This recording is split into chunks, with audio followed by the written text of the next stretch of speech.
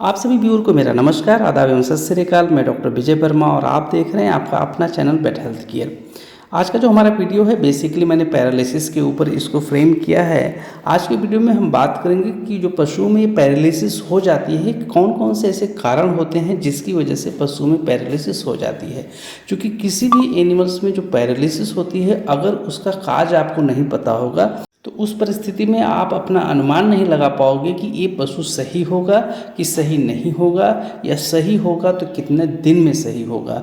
तो जिस तरीके से जब आपकी डायग्नोसिस क्लियर हो जाती है तो उस अनुसार आप पशुपालक से अच्छे से वार्ता कर सकते हैं, उसको कन्विंस कर सकते हैं।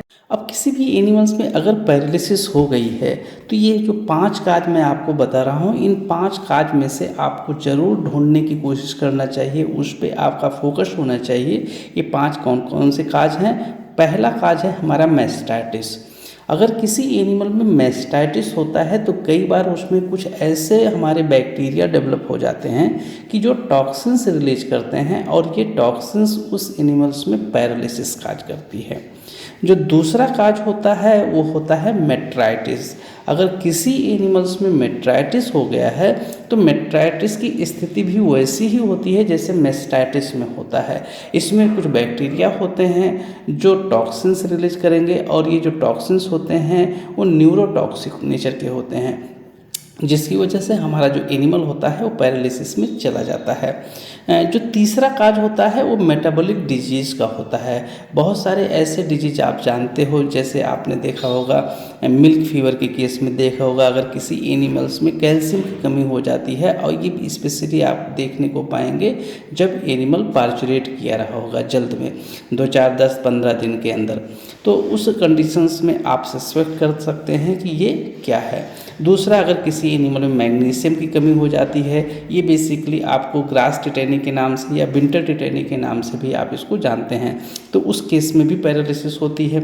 एक और कंडीशंस होता है कि अगर किसी एनिमल्स में फास्फोरस की कमी हो जाए, पोटेशियम की कमी हो जाए, या प्रोटीन एनर्जी माल न्यूट्रिशन, मतलब जो आप उसमें चारा दे रहे हो उसमें अगर प्रोटीन और एनर्जी का जो कॉम्बिनेशन होता है न्यूट्रिशंस में, अगर वो प्रोवाइड नहीं कर पा रहे हैं तो उस कंडीशंस में होता है।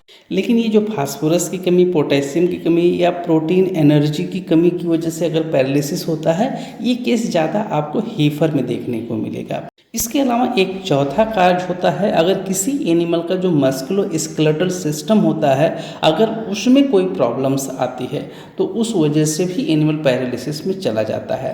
जैसे अगर किसी एनिमल्स का जो अपर लिम्ब है उसमें फ्रैक्चर हो जाए, या उसका जो वर्टिब्री की स्पाइन है उसमें फ्रैक्चर हो जाए, तो उस कंडीशंस में क्या होता है, नर्व इंजरी होती है।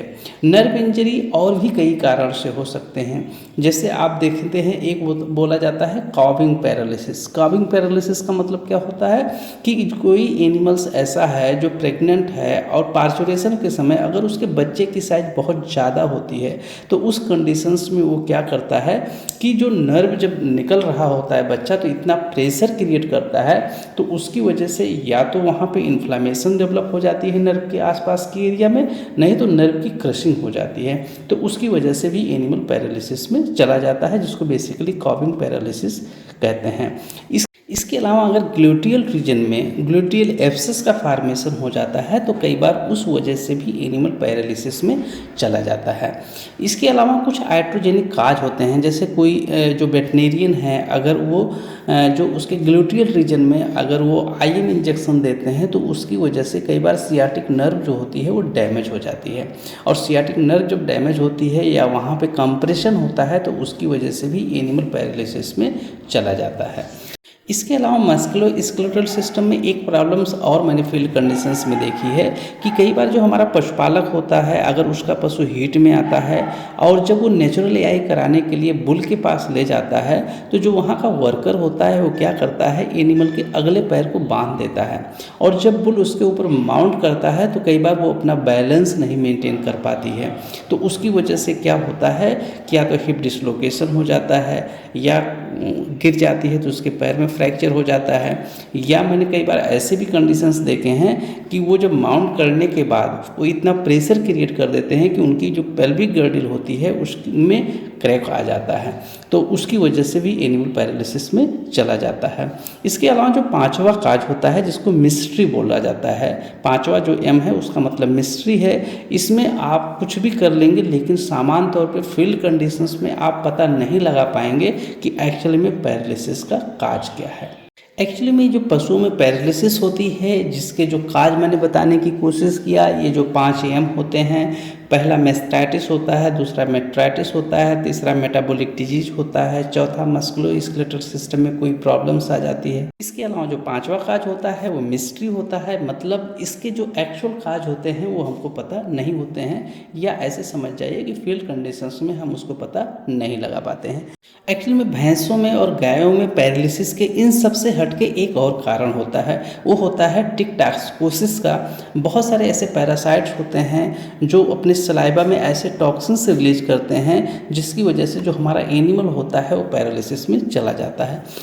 तो ये सारे काज रहे जिसकी वजह से हमारे यहाँ पशुओं को पैरालिसिस हो जाती है। इतनी देर तक हमको वॉच करने के लिए, हमसे जुड़ने के लिए आप सभी व्यूअर का बहुत बहुत धन्यवाद। मिलते हैं किसी और दिन किसी और केस के साथ, तब तक के लिए आप सभी को जय हिंद जय भारत।